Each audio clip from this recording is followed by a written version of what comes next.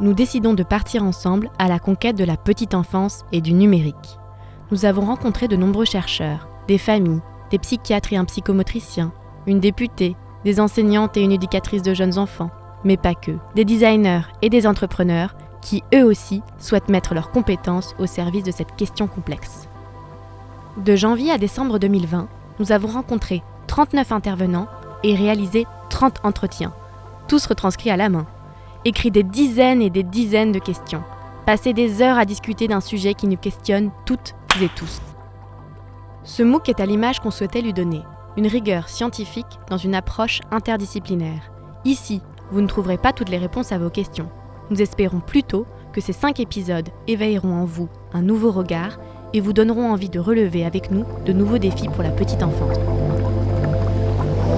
Je pense qu'il faudrait une petite formation, elle n'a pas besoin d'être très développée, très longue, juste pour qu'on ait toutes les données, en fait, aussi bien de la recherche, les données de la recherche que des PMI, que de la médecine, et qu'on soit capable de prendre du recul et de se faire notre propre avis, en fait. Si on tape sur Internet sur exposition aux écrans, il n'y a pas de lien où on a ces deux choses-là. Soit c'est stop, pas d'écran du tout, soit on y va à fond les écrans. Voilà. Mais on n'a pas d'outils qui nous permettent de se faire une idée juste en fait de la chose. Alors, est-ce que c'est la recherche de se positionner ? En tout cas, elle a des réponses à apporter et il faudrait qu'on l'écoute parce que c'est la seule réponse vraiment objective. Je pense qu'il y a un effort de vulgarisation à faire. C'est vrai que nous, dans le cadre de notre activité scientifique, le débat d'idées, il a lieu à travers les conférences, à travers des articles. Mais à nous de savoir aussi vulgariser au mieux. Et puis surtout aussi savoir avancer des arguments pour des personnes qui... pseudo-scientifiques qui malheureusement sont délétères au niveau sociétal. Que l'on soit parent, enseignant, professionnel de santé, étudiant ou designer, nous avons besoin aujourd'hui de la recherche pour nous éclairer sur l'impact du numérique sur le développement des plus petits. Dans ce 3e épisode, nous partons à la rencontre de chercheurs issus de différentes disciplines que sont les neurosciences cognitives, les sciences de l'éducation ou la psychologie du développement. Nous prendrons aussi en compte l'approche empirique et clinique des praticiens qui prennent soin des enfants. L'objectif de cet épisode n'est pas uniquement de faire le point sur les connaissances, mais de comprendre comment celles-ci ont été acquises. Petite enfance et numérique, ça se complique. Sur le sujet des écrans, c'est vrai que c'est un sujet qui est assez polarisé, où tout un tas de gens développent des positions très catastrophistes, et déclenche un phénomène de panique sociale dans la population qui paraît un petit peu exagéré par rapport aux enjeux. Et il ne s'agit pas non plus de dire qu'il n'y a pas d'enjeu par rapport à l'exposition aux écrans et aux usages aux écrans, mais bon, voilà, de là à vouloir faire croire que le seul fait d'être en face d'un écran puisse nuire au cerveau de l'enfant, c'est un petit peu exagéré. Donc, et bon, de fait, il y a quand même beaucoup de données scientifiques sur le sujet, qui sont parfois bien décrites, parfois mal décrites, parfois instrumentalisées d'une manière qui n'est pas du tout appropriée. Donc là aussi, c'est important de restituer un discours un petit peu scientifique qui explique le plus fiablement possible ce que disent les études. L'intitulé de notre article était « Est-ce que l'écran était bon ou mauvais ?»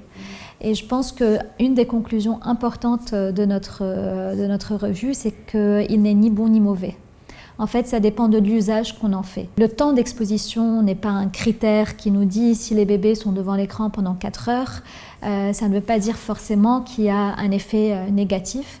C'est vraiment comment on utilise cet écran au quotidien. Donc, est-ce que les parents commentent le contenu? Est-ce que le contenu est adapté ou pas?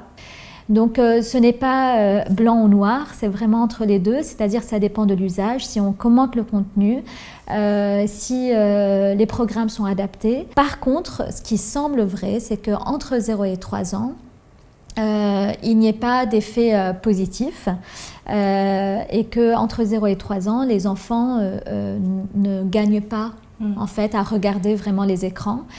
Il n'y a pas un apprentissage qui se fait à partir des écrans. Et donc ça, c'est vrai que les études en recherche fondamentale montrent que les enfants apprennent peu à partir des écrans entre 0 et 3 ans. C'est vrai, avant 3 ans, il faut vraiment limiter le plus possible l'exposition aux écrans, en sachant que c'est un peu utopique aussi, parce que même incidemment, souvent dans le foyer, il y a quand même des écrans, les grandes sœurs, les grands frères, la famille, etc. Mais bon, il faut essayer de limiter, je pense, au maximum. C'est vrai qu'entre 0 et 3 ans, ce qui est vraiment délétère, qu'on a vu qui était délétère, c'était l'exposition en background. C'est-à-dire lorsque l'écran est allumé pendant toute la journée ou une partie de la journée à la maison, sans forcément la regarder, sans forcément regarder la télévision, mais la télévision est allumée et les parents soit la regardent, soit ne la regardent pas, l'enfant est présent, les programmes ne sont pas du tout adaptés aux enfants. Une autre conclusion de la revue, c'est que l'écran prend la place des interactions qui peuvent être plus riches et qui peuvent être plus bénéfiques pour le développement cognitif et social des enfants, que sont les interactions. En fait, c'est pas la télé et les écrans qui sont délétères, c'est plus ce que vous faites pas pendant que vous regardez la télé. Pendant ce temps-là, vous êtes assis, vous ne faites pas travailler votre système cardiovasculaire, il n'y a pas de stimulation, vous ne réfléchissez pas forcément. C'est plutôt ça en fait qui est dommageable. Ce n'est pas la télé ou les écrans en tant que tels, c'est plutôt l'absence d'interaction sociale où vous auriez très bien pu faire d'autres choses à la place. Ce qui est primordial, c'est que des adultes continuent à beaucoup interagir avec leurs enfants, même quand ils ne parlent pas à un âge très, très bas, même quand ils n'ont pas encore la parole, mais les encourager, leur parler, leur chanter des chansons, leur dire des histoires, leur expliquer tout ce qui se passe, je trouve ça super important. Les chercheurs et chercheuses interrogés nous rappellent l'importance pour le jeune enfant des interactions sociales et de l'exploration active de l'environnement, qui peuvent être altérées par la présence des écrans. Mais comment ces résultats ont-ils été obtenus ? Penchons-nous, par exemple, sur une étude concernant le développement du langage chez les tout-petits à l'ère du numérique, qui a été très largement médiatisée lors de sa publication. Nous avons effectué une étude de cas témoins, qui est une étude qu'on appelle transversale, où nous avons du coup donc une étude cas témoins, pour reprendre un petit peu, c'est une étude où on étudie les cas d'un côté. Donc nous, on a recruté 176 cas qui étaient des enfants qui étaient suivis par des orthophonistes pour des troubles primaires du langage, et on les a en gros comparés à un groupe témoin qui était composé de 109 enfants que nous avons recrutés dans des cabinets de médecine générale de ville et qui eux n'avaient pas de suivi, pas de problème de troubles du langage, pas de suivi orthophoniste. Donc nous avions nos deux groupes, ça faisait 276 enfants, et on a distribué des questionnaires, donc des auto-questionnaires qui étaient remplis par les parents pour les interroger sur leurs habitudes de consommation d'écran, le mode de vie des enfants, pour en savoir un petit peu plus aussi à ce niveau-là. Et ensuite, on a effectué des études statistiques pour savoir s'il y avait justement un lien entre les différents éléments de l'exposition aux écrans qui ont été recueillis dans les questionnaires et le fait d'appartenir ou non à un groupe qui avait des troubles du langage. On a pu déterminer ce lien, c'est que les enfants qui étaient exposés aux écrans le matin avant d'aller à l'école seraient 3 fois plus à risque de développer des troubles primaires du langage. Le deuxième résultat positif, c'est qu'un enfant qui ne discutait que rarement, voire jamais du contenu des écrans avec ses parents, était lui 2 fois plus à risque de développer des troubles primaires du langage. Et enfin, on a pu montrer un effet additionnel des risques, puisqu'un enfant qui présentait à la fois ces 2 facteurs d'exposition serait lui 6 fois plus à risque de développer des troubles primaires du langage par rapport à un enfant qui n'avait aucune de ces 2 expositions. Les médias ont beaucoup parlé d'un résultat qui était dans cette étude, qui était que les enfants qui sont exposés à des écrans le matin avant d'aller à l'école sont plus à risque d'avoir un trouble du langage. Mais en fait, dans cette étude, il n'y avait pas juste un facteur d'exposition aux écrans qui était mesuré, il y en avait 21. Et sur les 21, il y en avait 2 qui montraient une association avec un risque plus élevé de trouble du langage, mais il y en avait 19 qui ne montraient rien du tout. Évidemment, les médias n'ont pas dit un mot sur les 19 facteurs d'exposition aux écrans qui n'avaient pas d'impact ou qui ne semblaient pas avoir de corrélation avec les troubles du langage. Dans la médiatisation grand public autour des effets des écrans sur les enfants, en fait, les gens qui parlent des études scientifiques se basent essentiellement sur les études sur la télévision, puisque c'est l'essentiel de la recherche qu'il y a eu jusqu'à présent. Et ce que disent ces études, de manière générale, c'est qu'il y a une corrélation entre le temps d'exposition aux écrans et différents indicateurs du développement de l'enfant. Mais qu'est-ce qu'une corrélation ? Une corrélation, c'est quand deux facteurs varient en même temps. Ici, par exemple, quand le temps d'exposition aux écrans augmente, le risque de troubles de l'attention augmente également. Mais cela ne veut pas dire qu'il y a un lien de cause à effet entre le temps d'exposition à l'écran et le déficit de l'attention. Beaucoup de gens interprètent ces corrélations comme reflétant un lien de cause à effet entre l'exposition aux écrans et le développement cognitif moins bon. Le problème, c'est que c'est pas si simple de prouver un lien de cause à effet. Il y a d'autres hypothèses alternatives qui peuvent expliquer exactement les mêmes observations, la même corrélation. Tout ceci pour dire qu'il ne suffit pas d'observer des corrélations entre les écrans et le développement de l'enfant pour pouvoir tirer une conclusion sur le lien de causalité. Et donc en fait, quand on regarde la littérature scientifique, il existe extrêmement peu d'études qui ont une méthodologie qui permet vraiment bien de décortiquer les liens de causalité. Est-ce que la causalité va dans un sens ou dans l'autre? Est-ce qu'il y a d'autres facteurs qui influencent à la fois les écrans et le développement cognitif? S'intéresser exclusivement à cette corrélation, à ce lien entre ces deux facteurs, va dévier l'attention donc des intervenants, des professionnels, de la question importante, du contexte important qui a fait que ce retard est là, le dévier vers l'écran. C'est peut-être l'écran qui est la cause, mais aujourd'hui, on ne le sait pas. Donc c'est dommage de se focaliser là-dessus en oubliant tout ce qu'il peut y avoir autour. Les chercheuses et chercheurs interrogés nous confirment qu'il faut distinguer les types d'écrans, les différents usages, ainsi que les contextes d'utilisation. Le principe des 3 C apparaît alors. Contenu, contenant, contexte. C'est ici que la question de l'interactivité entre en jeu, c'est-à-dire le fait que l'outil numérique réagisse aux actions entreprises par l'enfant. On peut par exemple différencier l'usage passif, regarder un dessin animé sur la télé, de l'usage interactif, jouer à une application sur tablette. Je trouve que c'est un fourre-tout, parce que quand on dit attention aux écrans, si l'enfant est scotché au téléphone de ses parents, c'est pas pareil que s'il est actif en train de réfléchir sur une tablette tactile, ce qui est différent aussi de s'il est passif à regarder des pubs à la télé qu'il n'a pas demandé. Téléphone, tablette, écran de télé, jeux vidéo, tout ça c'est des écrans, mais c'est des fonctions différentes, certainement des impacts différents et des utilisations différentes. Et donc l'écran interactif, c'est l'écran sur lequel on peut modifier son expérience par sa propre action, qui va en général passer par le toucher, par le balayage ou par la souris ou le joystick, enfin voilà, selon le support sur lequel on est. C'est-à-dire que c'est l'idée de pouvoir modifier l'expérience d'écran que l'on vit. Et donc du coup, face à un écran non interactif, on est passif parce qu'on reçoit une quantité d'informations que nous envoie l'écran. Face à un écran interactif, on est plus actif parce que justement le geste ou en tout cas la volonté de celui qui interagit avec l'écran va avoir un impact sur l'environnement numérique qui lui est proposé. Et c'est là où il faut toujours faire attention parce que bien évidemment quand on parle de l'intérêt d'un écran interactif, ça veut dire que mettre un enfant tout seul devant une tablette où il regarde un film sur la tablette, c'est plus un écran interactif. Le principe de l'écran interactif, c'est pas qu'il a la possibilité d'être interactif, c'est qu'il est utilisé dans une interaction. Ça veut dire qu'on le touche, on n'est pas passif devant aussi. Oui, parce qu'effectivement, beaucoup d'enfants vont utiliser les tablettes numériques comme des petites télévisions portatives, c'est-à-dire juste pour regarder des vidéos. Donc là, effectivement, c'est un écran interactif, mais c'est un usage non interactif de l'écran interactif. Voilà. Bon. Donc après, il y a aussi toute la question des usages. Si on dit, OK, la tablette spécifiquement comme outil, par comparaison, par exemple avec un livre ou les TV, est-ce que ça peut être mieux que ça?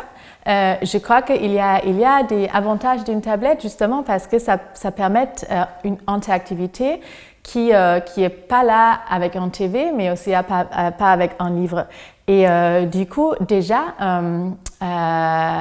je ne crois pas que maintenant on a évidence qu'une utile peut aider l'enfant s'il n'y a pas aussi peut-être les parents ou quelqu'un d'autre qui interagissent avec l'enfant pour apprendre quelque chose. Et ça revient à la question des significations pour l'enfant, parce que quand même, s'il y a quelqu'un avec l'enfant, c'est beaucoup plus significatif pour l'enfant qu'est-ce que se passe.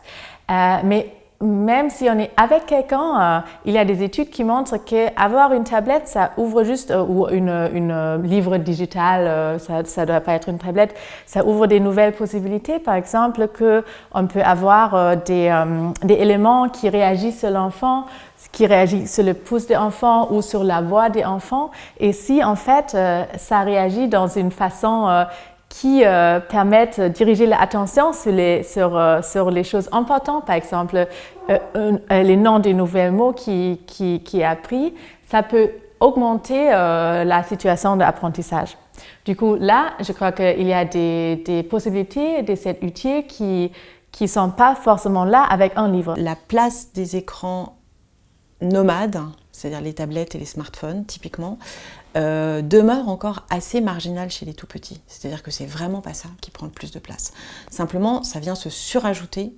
C'est-à-dire que la télévision demeure, c'est un vieux média, hein, mais ça demeure vraiment l'écran le plus présent dans les familles et notamment pour les tout-petits. Beaucoup d'enfants tout petits regardent quotidiennement la télévision malgré les recommandations qui sont pas de télé ou le moins de télé possible avant l'âge de 3 ans, etc. En revanche, les écrans nomades gardent une place finalement assez marginale. Alors à partir de là, comment au fond différencier les effets des écrans interactifs des effets des écrans non interactifs, puisque tout est mélangé dans leur consommation finalement. C'est pas évident, voilà, la différenciation n'est pas évidente. Et en fait, tous les discours extrêmement alarmistes sur les écrans nomades viennent dire « Au secours, les tout-petits sont beaucoup sur les écrans nomades, attention, ça retarde le langage, attention, ça donne des troubles du comportement, attention, ça donne des troubles de la relation, etc. » Toutes des choses qui ont été finalement mises à jour par rapport à la consommation télévisuelle.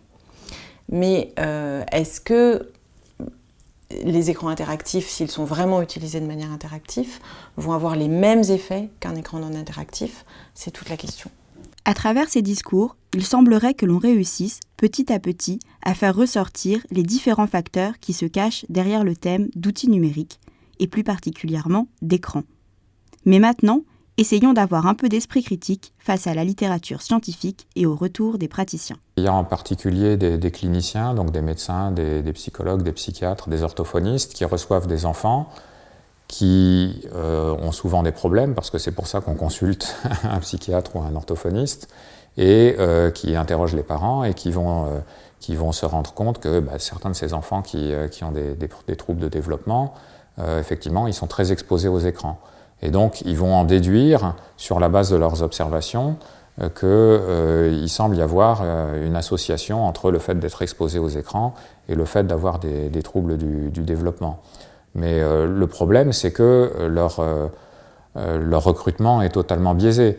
Ils ne voient que des enfants qui ont des troubles du développement ou qui ont des problèmes X ou Y qui justifient une consultation. Et donc, ils ne voient pas du tout tous les enfants qui ont peut-être la même exposition aux écrans, mais qui se développent parfaitement normalement. Ils ne sont pas du tout en mesure de faire des statistiques qui leur permettraient de savoir si les enfants qui sont plus exposés aux écrans ont une prévalence plus importante de troubles du développement que ceux qui sont moins exposés aux écrans, parce que ceux qui n'ont pas de troubles, de toute façon, ils ne les voient pas. Ce qui est très compliqué, c'est dans la lecture de la littérature internationale, c'est finalement que les études arrivent très peu à différencier la question des usages interactifs ou non interactifs, et que par ailleurs, la question de l'accompagnement parental ou par un adulte, ou peu importe, est rarement notée dans les études. Autre biais très très important dans ce type d'études, c'est que ce ne sont que des études autodéclaratives. C'est-à-dire que ce ne sont que des études qui reposent sur des questionnaires qu'on fait remplir aux parents, du style « Combien de temps votre bébé de 6 mois est-il sur une tablette numérique chaque jour ou chaque semaine ?» Et on leur redonne des questionnaires, par exemple tous les 6 mois, pour coter des choses par rapport au développement. Est-ce que votre enfant a commencé à parler? Est-ce que votre enfant a commencé à marcher? Est-ce que votre enfant fait ci, etc. Donc c'est quasiment uniquement autodéclaratif.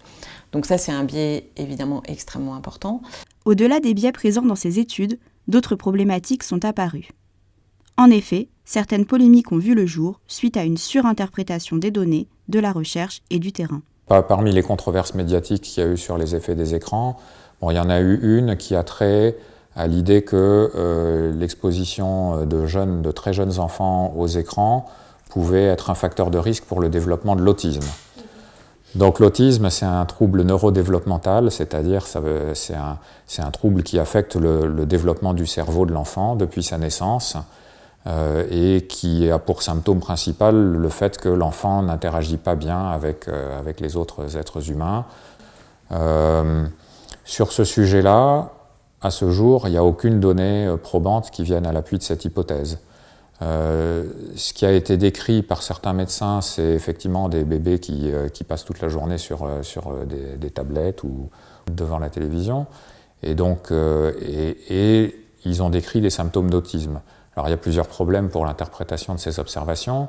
D'abord, c'est de savoir si ces enfants, est-ce qu'ils sont vraiment autistes ou pas. Bon, il y a tout un tas de questions de diagnostic. S'ils le sont vraiment, est-ce qu'ils auraient été autistes qui soient exposés aux écrans ou pas? Il manque un groupe contrôle finalement pour savoir comment est-ce qu'ils seraient développés avec ou sans les écrans. Et puis il y a un problème de représentativité. En ne voyant que les enfants qui présentent des symptômes, finalement, on n'arrive pas à voir s'il y a d'autres enfants qui sont exposés similairement aux écrans, mais qui, eux, ne développent pas l'autisme. Si la littérature scientifique semble claire sur l'absence d'intérêt d'une utilisation passive et non accompagnée de la télévision, particulièrement chez les enfants de moins de 3 ans, les travaux sont encore en cours sur les usages interactifs apportés par la tablette. Qui, rappelons-le, n'a été commercialisé en France qu'en 2012, pour le grand public.